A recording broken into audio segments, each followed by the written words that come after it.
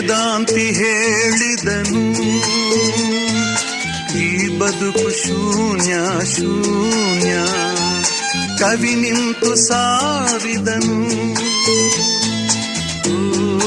ಇದು ಅಲ್ಲ ಶೂನ್ಯ.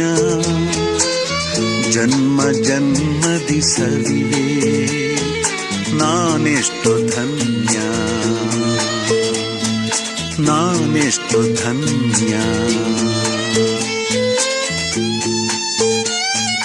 ವೇದಾಂತಿ ಹೇಳಿದನು,